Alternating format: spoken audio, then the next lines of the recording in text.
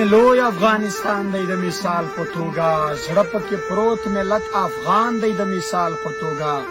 دا ظالمانو په ازغنو کرخو نیم کړی دی، بیا یې په ډېر وخشت په لر او بر تقسیم کړی دی.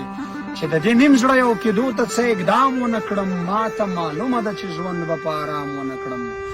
چې وي موجود دا د تورخم تور زنځیرونه تر څو چې مو ترمنځ وي د ډیورنشن کې تارونه تر څو، نو بیا بیخي په لر او بر امن د خدای قسم دی، په کابل جان په پېښور امن د خدای قسم دی.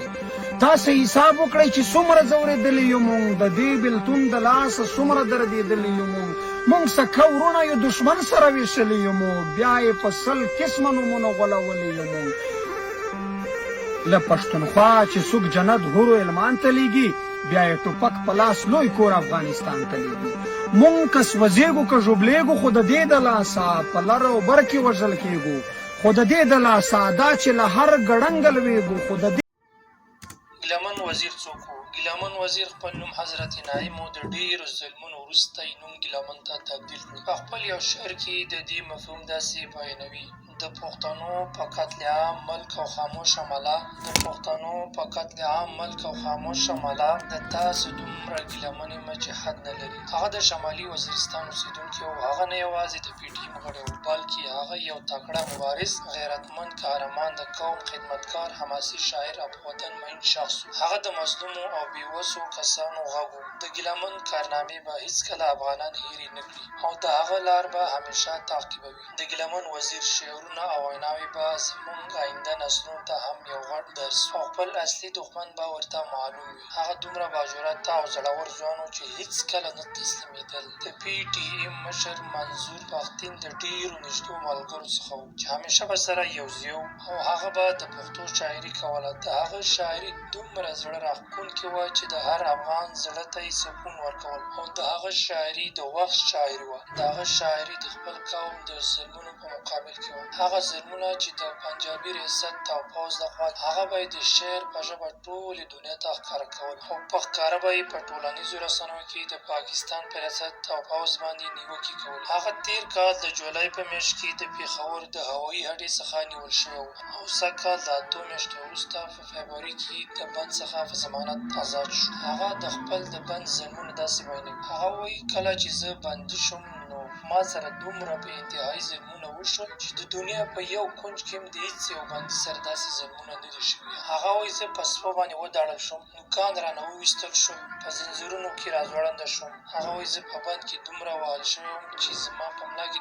داسې ژور زخمونه وو، که چېرته ما چاته ویلی وی او زما مور خبره شوې وی، نو زه په دې وېرېدم شاید زه خپله مور د لاسه ورکړم. نو هغې هغه خپل زخمونه تر اوسه پورې چاته نه وو ښودلي او نه یې چاته ویلي وو. منظور پښتین وایي: کله چې ګیلمن وزیر شهید شو او هغه ته غوث ورکول کېدل، د هغه په ملا باندې داسې ژور زخمونه موجود وو چې هېڅ چاته یې نه وو ښودلي او موږ ته یې هم نه وو ویلي چې تر اوسه پورې موږ خبر نه وو او موږ دلته ولیدل. هغه مخکې په بحرین هېواد کې مزدوري کوله. د پاکستان د حکومت لخوا په هغه د پي ټي ایم ته د فنډونو د لېږلو تور و. حال دا چې هغه خپله یو غریب او مزدور کس و. په کال 2020 کې د پاکستان په وینا د بحرین څخه وویستل شو او دلته یې نوم په ایګزټ کنټرول لیست کې اضافه شو، یعنې پاکستان نه بهر د تللو اجازه نه وه. ګیلمن د 5 ماشومانو پلار و چې 3 لورګانې او 2 زامن لري. هغه 2 ورونه او 6 خویندې لري. ورونه یې په بهر هېوادونو کې مزدوري کوله.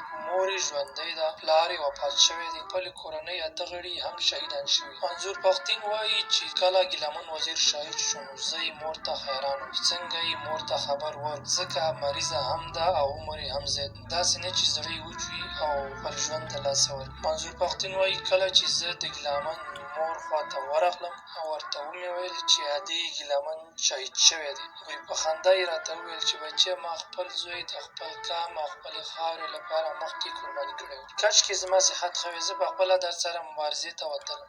داسې مېړانه میندې اوس هم شته. رب دې مورجانې تا د زړه صبر او ګیلمن وزیر ته جنت الفردوس نصیب کړي او د ګیلمن وزیر قاتلان به هېڅکله بیا نو په سر د فلسطین کشمیر پیغور واخله، پښتونه تا اول د خپلو وینو پور واخله او بیا څه منمه چې تا روسه و امریکا مت کړي، څه مړه نرشه یو ځل غټ خو د لاهور واخله. او په زنده‌باد او مرده‌باد که چېرته کار ونه شو له سره تېر شه خپلواکي او حق په زور وه